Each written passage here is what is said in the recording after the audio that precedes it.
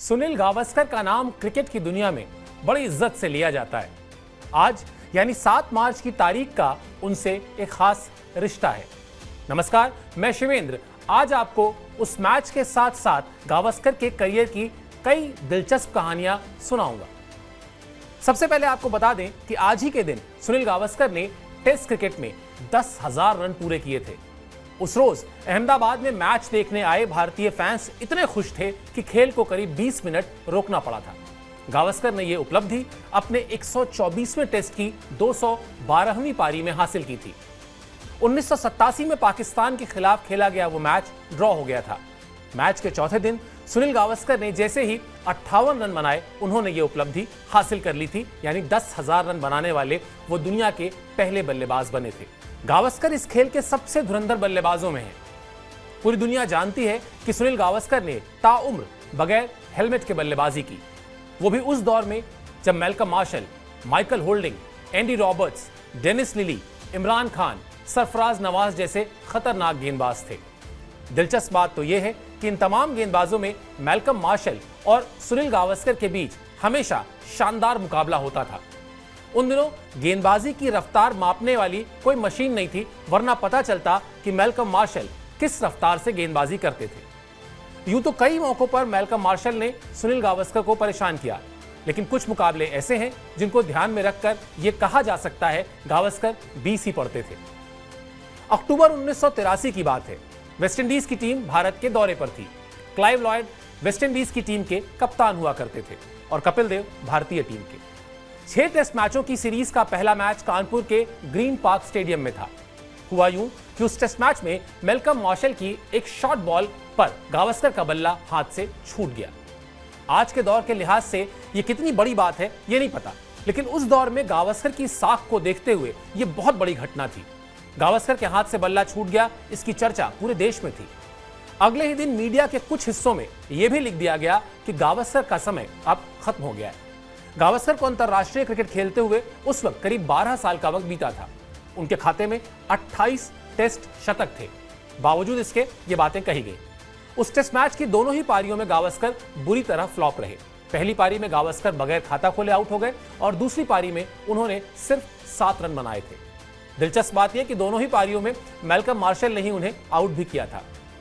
भारतीय टीम वो मैच पारी और 83 रनों के बड़े अंतर से हार गई थी। सुनील गावस्कर को अपनी ससुराल में जमकर आलोचना का शिकार होना पड़ा। दरअसल कानपुर में ही सुनील गावस्कर की शादी हुई है। अगला टेस्ट मैच दिल्ली के फिरोज शाह कोटला मैदान में खेला जाना था।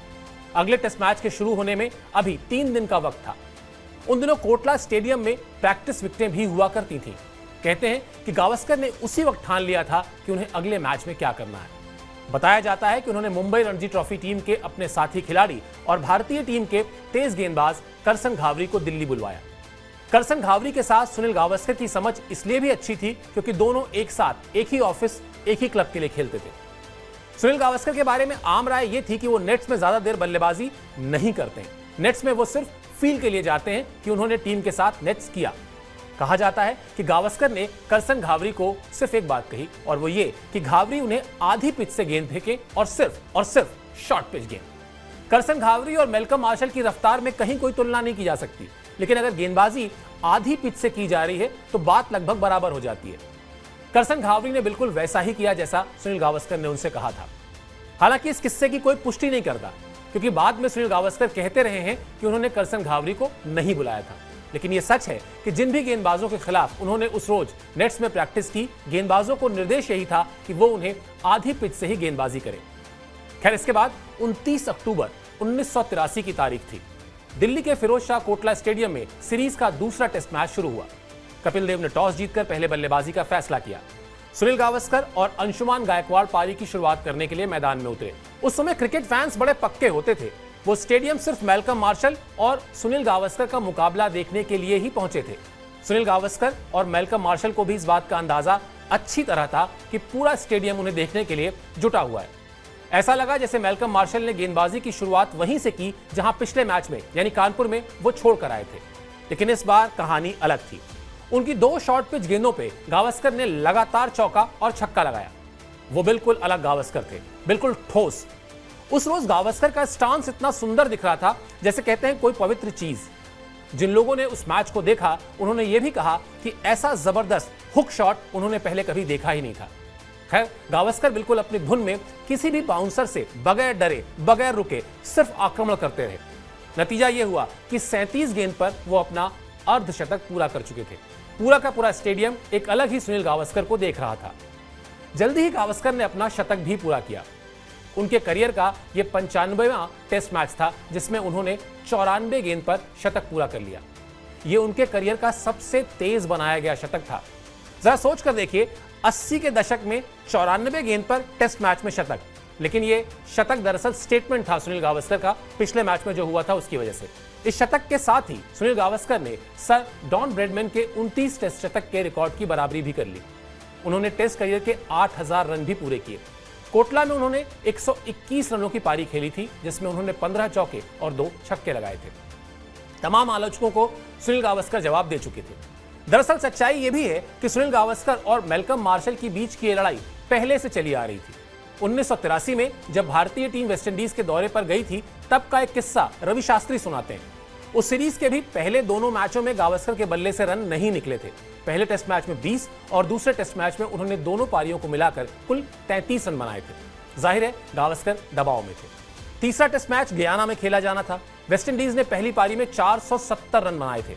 जवाब में भारतीय टीम बल्लेबाजी करने उतरी तो सीरीज में पहली बार गावस्कर को अच्छी शुरुआत मिली। उनके बल्ले पर गेंद सही आ रही थी, टाइमिंग सही हो रही थी। गावस्कर 49 रन पर पहुंच चुके थे, यानी हाफ सेंचुरी लगने वाली थी। वेस्टइंडीज की टीम जानती थी कि गावस्कर के फॉर्म में आने का मतलब क्या होता है। मैल्कम मार्शल के हाथ में गेंद थी और उनके सामने थे बगैर हेलमेट वाले सुनील गावस्कर। मार्शल ने जानबूझकर पूरी रफ्तार से एक शॉर्ट बॉल फेंकी। गावस्कर को संभलने का मौका ही नहीं मिला। गेंद सीधा जाकर गावस्कर के माथे पर टकराई, माथे के बिल्कुल बीचों बीच। रवि शास्त्री उस मैच को याद करके एक बार मुंबई में बता रहे थे कि पूरा का पूरा ड्रेसिंग रूम ये देखकर हिल गया था। मार्शल का गेंद सीधा गावस्कर के सर के बीचों बीच लगा था। अगले कुछ सेकंड में और भी बहुत कुछ हुआ। मार्शल वापस अपनी रफ्तार से अपने बॉलिंग मार्ग पर पहुंच गए। वेस्टइंडीज के किसी भी खिलाड़ी ने औपचारिकता में भी जाकर गावस्कर से यह नहीं पूछा कि वो कैसे हैं।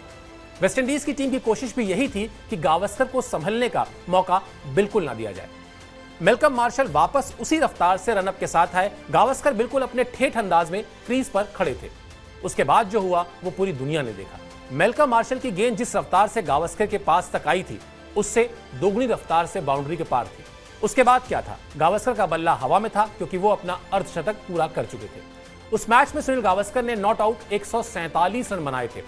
हालांकि कानपुर में बल्ला छूटने के काफी समय बाद सुनील गावस्कर का एक बयान आया था कि उनका बल्ला मैल्कम मार्शल की रफ्तार या किसी डर की वजह से नहीं छूटा था, बल्कि वो जानबूझकर हल्के हाथ से बल्ला पकड़े हुए थे। वो गेंद गावस्कर के बल्ले के ऊपरी हिस्से में लगी थी, कैच उछला था और उसके बाद हाथ से उनका बल्ला छूट गया था। तो ये गावस्कर के 10,000 रनों के बहाने से हमने गावस्कर और मैल्कम मार्शल का जो नोक-झोंक थी, जो मुकाबला था, उसकी कुछ कहानियां आपसे साझा की। ये वीडियो आपको कैसा लगा, इस वीडियो के कमेंट बॉक्स में जाइए, जरूर बताइए। और साथ ही साथ एक बार फिर वही गुजारिश है कि स्पोर्ट्स 9 को सब्सक्राइब कर लीजिए। इस वीडियो को देखने के लिए आपका शुक्रिया और आभार।